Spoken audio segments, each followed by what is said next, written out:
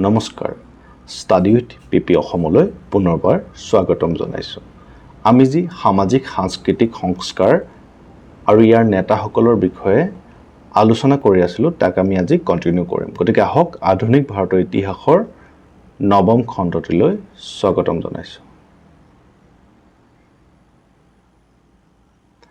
ইতিমধ্যে আমি ব্ৰহ্ম সমাজৰ বিষয়ে আলোচনা কৰিলোঁ গতিকে যদি আপোনালোকে নাই চোৱা আমাৰ আগৰ ভিডিঅটো গৈ চাব পাৰিব তাত ডিটেইলছ আলোচনা কৰা হৈছে ব্ৰহ্ম সমাজৰ বিষয়ে আজি আমি আলোচনা কৰিম বিভিন্ন সভা সমাজ আৰু তাক নেতৃত্ব প্ৰদান কৰা লোকসকলৰ বিষয়ে আহক ভিডিঅটো আৰম্ভ কৰোঁ ধৰ্মসভা 1830 চনত ৰাধাকান্ত দেৱে প্ৰতিষ্ঠা কৰে সামাজিক ধৰ্মীয় বিষয়ত যথাৰ্থ অৱস্থা সংৰক্ষণৰ পোষকতা কৰি এক অৰ্থডক্স সমাজ গঠন কৰে আৰু এই সমাজখনকে ধৰ্মসভা নাম দিয়া হয় সতী বিলুপ্তিৰ যি কৰিছিল তাক এই ধৰ্মসভাই বিৰোধিতা কৰিছিল ছোৱালীৰ শিক্ষাকে ধৰি পশ্চিমীয়া শিক্ষাৰ উন্নতি হকে মাত মাতিছিল তাৰপিছত আহিলে পৰম হংস মণ্ডলী 1849 চনত মহাৰাষ্ট্ৰত প্ৰতিষ্ঠা কৰা হৈছিল প্ৰতিষ্ঠাপক আছিল দাদোবা পাণ্ডুৰাং মেহতাজী দুৰ্গাৰাম ইত্যাদি প্ৰথম অৱস্থাত হিন্দু ধৰ্ম আৰু সমাজ সংস্কাৰত মনোনিৱেশ কৰা এখন গোপন সমাজ আছিল মানৱ ধৰ্ম সভাৰ লগত ওতঃপ্ৰোতভাৱে জড়িত আছিল এক দেৱতাৰ পূজা আৰু ধৰ্মত প্ৰেম আৰু নৈতিক আচৰণৰ ওপৰত গুৰুত্ব আৰোপ কৰিছিল চিন্তা আৰু যুক্তিবাদৰ স্বাধীনতাক উৎসাহিত কৰিছিল মূলতঃ জাতিগত নিয়ম ভংগ কৰা লক্ষ্য আগত ৰাখিছিল সদস্যসকলে তেওঁলোকৰ সভাত নিম্ন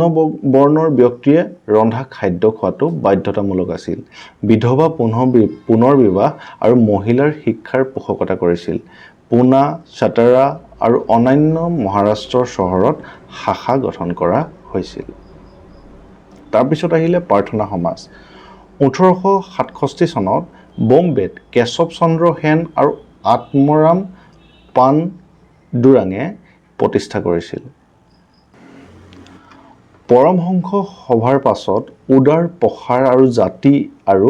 সাম্প্ৰদায়িক বাধা ভংগ কৰা লক্ষ্যৰে প্ৰাৰ্থনা সমাজৰ গঠন কৰা হয় মহাদেৱ গোবিন্দ ৰানাডে 1870 চনত যোগদান কৰি এই সভাক ৰাষ্ট্ৰীয় স্থান প্ৰদান কৰে মূল নেতাসকল আছিল আৰ.জি. ভাণ্ডাৰকাৰ আৰু এন.জি. চন্দাৱকাৰ একেশ্ববাদৰ ওপৰত গুৰুত্ব আৰোপ কৰিছিল যদিও ধৰ্মতকৈ সমাজ সংস্কাৰৰ ওপৰত অধিক গুৰুত্ব দিছিল মহাৰাষ্ট্ৰৰ ভক্তি পূজাৰ সৈতে গভীৰভাৱে জড়িত হৈ আছিল সত্যশোধক সমাজ আৰু জ্যোতিৰাও ফুলে মহাৰাষ্ট্ৰৰ ছাটাৰাত জন্মগ্ৰহণ কৰিছিল তেওঁ জন্মসূত্ৰে মালী সম্প্ৰদায়ৰ অন্তৰ্গত আছিল আৰু উচ্চ জাতিৰ আধিপত্য আৰু ব্ৰাহ্মণিক আধিপত্যৰ বিৰুদ্ধে আন্দোলন আৰম্ভ কৰিছিল 1873 চনত ফুলে মালী তেলী কুণবী শাৰী ধনগৰ আদি পিছপৰা শ্ৰেণীৰ নেতৃত্ব লৈ সত্যশোধক সমাজ প্ৰতিষ্ঠা কৰে আন্দোলনৰ প্ৰধান উদ্দেশ্য আছিল সমাজ সেৱা মহিলা আৰু নিম্ন বৰ্গৰ ব্যক্তিৰ মাজত শিক্ষাৰ প্ৰসাৰ কৰা ফুলেৰ লেখা সৰ্বজনীন সত্যধৰ্ম গোলামগিৰি আদি সাধাৰণ জনতাৰ বাবে প্ৰেৰণা উৎস হিচাপে কাম কৰিছিল ব্ৰাহ্মণসকলৰ ৰামৰ প্ৰতীক বিৰোধিতা কৰিবলৈ তেওঁ ৰাজা বালিৰ প্ৰতীক ব্যৱহাৰ কৰিছিল ফুলে সংস্কৃত হিন্দু ধৰ্মৰ বিৰোধিতা কৰি জাতি ব্যৱস্থাৰ আৰু আৰ্থ-সামাজিক বৈষম্য সম্পূৰ্ণৰূপে নিৰ্মূল কৰাৰ লক্ষ্যৰে আন্দোলন কৰিছিল লিংগ সমতাৰ পোষকতা কৰিছিল আৰু মহিলা শিক্ষাৰ পথ প্ৰদৰ্শক আছিল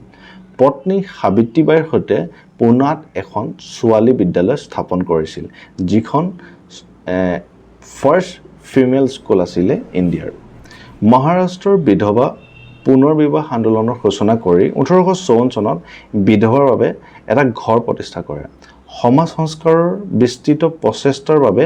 মহাত্মা উপাধি তেওঁ লাভ কৰে এয়া আছিলে জ্যোতিবা ফুলেৰ বিষয়ে পৰীক্ষাত সঘনে প্ৰশ্ন অহা দেখা যায় গতিকে এইটো আপোনালোকে মন কৰিব তাৰপিছত আহিলে ৰামকৃষ্ণ আন্দোলন আৰু স্বামী বিবেকানন্দ ৰামকৃষ্ণ পৰমহংস আধ্যাত্মিক সমাধি আৰু কথোপকথন দৃষ্টান্ত উপমাৰ জৰিয়তে সাৰ্বজনীন শিক্ষাৰ বাবে পৰিচিত এজন পুৰোহিত আছিল। ৰামকৃষ্ণ আন্দোলনৰ উদ্দেশ্য আছিল ত্যাগ আৰু ব্যৱহাৰিক আধ্যাত্মিকতাৰ প্ৰতি উৎসৰ্গিত সন্ন্যাসী এটা দল স্থাপন কৰা, বৈষম্য নোহোৱাকৈ প্ৰচাৰ, দান বৰঙণি আৰু দাতব্য কামত লিপ্ত হোৱা। স্বামী বিবেকানন্দই 1897 চনত ৰামকৃষ্ণ মিছন প্ৰতিষ্ঠা কৰি ৰামকৃষ্ণৰ কাম অব্যাহত ৰাখিছিল। ৰামকৃষ্ণ আৰু বিবেকানন্দৰ বিশ্বাস আছিল সকলো ধৰ্মৰ একতাক স্বীকৃতি দিয়া হৈছিল, ঈশ্বৰৰ সেৱা হিচাপে মানৱতাৰ সেৱাৰ পোষকতা কৰিছিল, ঈশ্বৰৰ ঐক্য আৰু সমাজ সংস্কাৰৰ ওপৰত গুৰুত্ব আৰোপ কৰিছিল। তাৰপিছত এজন বিখ্যাত সমাজ সংস্কাৰক আছিল, তেওঁৰ নাম আছিল ঈশ্বৰচন্দ্ৰ বিদ্যাসাগৰ। তেওঁৰ বিষয়ে আমি জানিব চেষ্টা কৰিম। ঈশ্বৰচন্দ্ৰ বিদ্যাসাগৰ ভাৰতীয় আৰু পশ্চিমীয়া মতাদৰ্শৰ মিশ্ৰণৰ বাবে পৰিচিত এজন বিশিষ্ট পণ্ডিত আৰু সংস্কাৰক আছিল। 1850 চনৰ পৰা সংস্কৃত মহাবিদ্যালয়ৰ অধ্যক্ষ হিচাপে কাৰ্যনিৰ্বাহ কৰি অব্ৰাহ্মণক নামভৰ্তি কৰি শাস্ত্ৰীয় জ্ঞানক গণতান্ত্ৰিক কৰাৰ লক্ষ্য হাতত তেওঁ লৈছিল। বিদ্যাসাগৰে সংস্কৃত মহাবিদ্যালয়ৰ পৰিসৰ বহল কৰাৰ লগতে সংস্কৃত শিক্ষাৰ আধুনিকৰণৰ বাবে পশ্চিমীয়া ধাৰণাসমূহৰ প্ৰৱৰ্তন কৰিছিল। সংস্কৃতৰ বাবে তেওঁ উদ্ভাৱনীমূলক পাঠদান পদ্ধতি উদ্ভাৱন কৰিছিল, লগতে নতুন বাংলা পাঠ্যপুথিৰ সৃষ্টি কৰিছিল, গদ্য লেখাৰ পৰিশোধন কৰিছিল। বিদ্যাসাগৰে বিধৱা পুনৰ বিবাহক বৈধ কৰাৰ প্ৰচেষ্টা নেতৃত্ব দিছিল, বাল্য বিবাহ আৰু বহু বিবাহৰ বিৰুদ্ধে যুঁজিছিল আৰু মহিলা শিক্ষাৰ প্ৰসাৰ কৰিছিল। চৰকাৰী বিদ্যালয় পৰিদৰ্শক হিচাপে তেওঁ অসংখ্য ছোৱালী বিদ্যালয় স্থাপন কৰাত সহায় কৰিছিল। ভাৰতৰ মহিলা উচ্চ শিক্ষাৰ অগ্ৰণী প্ৰতিষ্ঠান বেথুন স্কুলৰ সম্পাদক হিচাপে তেওঁ গুৰুত্বপূৰ্ণ ভূমিকা পালন কৰিছিল। ছাইডত থকা এটা বেথুন স্কুলৰ এখন প্ৰতিচ্ছবি। সমাজ বিৰোধিতাৰ সন্মুখীন হৈও মহিলা শিক্ষাৰ পোষকতা কৰা এক উল্লেখযোগ্য আন্দোলনৰ পৰাই কলিকতাৰ বেথুন স্কুলৰ উত্থান ঘটিছিল। তাৰপিছত আমি আলোচনা কৰিম দয়ানন্দ সৰস্বতী আৰু আৰ্য সমাজৰ বিষয়ে। 1875 চনত বম্বেত দয়ানন্দ সৰস্বতীয়ে প্ৰতিষ্ঠা কৰা আৰ্য সমাজ আছিল এক পশ্চিমীয়া প্ৰভাৱৰ প্ৰতিক্ৰিয়া আন্দোলন। দয়ানন্দৰ দৃষ্টিভংগীত আৰ্য ধৰ্মক উমৈহতীয়া বিশ্বাস হিচাপে লৈ শ্ৰেণীহীন জাতিহীন সমাজ এক সংহত ভাৰত গঢ়া আৰু বিদেশী শাসনৰ পৰা মুক্তি লাভ কৰা। হিন্দু ধৰ্মৰ ভেটি হিচাপে বেদলৈ ঘূৰি অহাৰ ওপৰত গুৰুত্ব আৰোপ কৰিছিল আৰু শাস্ত্ৰৰ ব্যক্তিগত ব্যাখ্যাক প্ৰসাৰিত কৰিছিল। মায়াৰ প্ৰতি হিন্দু বিশ্বাসক সমালোচনা কৰিছিল, ঈশ্বৰ, আত্মা আৰু পদাৰ্থৰ সুকীয়া সত্তাৰ পোষকতা কৰিছিল আৰু কৰ্ম আৰু আনৰ বাবে সৎকৰ্মৰ জৰিয়তে ব্যক্তিগত পৰিত্ৰাণৰ ওপৰত গুৰুত্ব আৰোপ কৰিছিল। জাতিগত কঠোৰতা, মূৰ্তি পূজা, বহু দেৱতাবাদৰ দৰে হিন্দু গতানুগতিকতাৰ বিৰোধিতা কৰিছিল আৰু ন্যূনতম বিশ্বাসযোগ্য বয়স আৰু আন্তঃজাতিগত ব্যৱহাৰৰ দৰে সামাজিক সংস্কাৰৰ প্ৰসাৰ ঘটাইছিল। আৰ্য সমাজৰ 10টা পথ প্ৰদৰ্শক নীতিত সত্য, ধাৰ্মিকতা, সামাজিক মংগল, ন্যায়, জ্ঞান আদিৰ ওপৰত গুৰুত্ব আৰোপ কৰা হৈছিল। দয়ানন্দৰ মৃত্যুৰ পিছত আৰ্য সমাজে দুৰ্যোগৰ সময়তো সমাজসেৱা অব্যাহত ৰাখিছিল আৰু শিক্ষাৰ ওপৰত গুৰুত্ব আৰোপ কৰি DAV মহাবিদ্যালয় স্থাপনত আগভাগ লৈছিল। শিক্ষাৰ পাঠ্যক্ৰম, শিক্ষাৰ ভাষা আৰু খাদ্যাভ্যাসৰ পাৰ্থক্যৰ বাবে 1893 চনত বিভাজন ঘটি আৰ্য সমাজৰ ভিতৰত পৃথক পৃথক ফৈদ গঠন হয়। বৈদিক দৰ্শন আৰু নিৰামিষভোজীৰ পোষকতা কৰি এটা পাৰ্টিৰ অৱশেষত 1902 চনত আধুনিক বিজ্ঞান আৰু সমাজ সংস্কাৰৰ সমান্তৰালকৈ পৰম্পৰাগত শিক্ষাৰ ওপৰত গুৰুত্ব আৰোপ কৰি গুৰুকুল কাংগ্ৰী প্ৰতিষ্ঠা কৰে। আৰ্য সমাজে হিন্দু আত্মবিশ্বাসত অৰিহণা যোগাই পাশ্চাত্য সংস্কৃতিৰ শ্ৰেষ্ঠত্বক প্ৰত্যাহ্বান জনাই ব্যক্তিক খ্ৰীষ্টান ধৰ্ম আৰু ইছলাম ধৰ্মৰ পৰা পুনৰ হিন্দু ধৰ্মলৈ ধৰ্মান্তৰিত কৰিবলৈ শুদ্ধি আন্দোলন আৰম্ভ কৰে, যাৰ ফলত ভাৰতীয় সমাজত সাম্প্ৰদায়িকতা বৃদ্ধি পালে। প্ৰতিষ্ঠাপক বেহৰামজী M মালাৱাৰী, প্ৰতিষ্ঠা দিয়ান দয়াৰাম গিদুমালৰ সৈতে 1808 চনত সেৱা সদন প্ৰতিষ্ঠা কৰে। পোষকতা: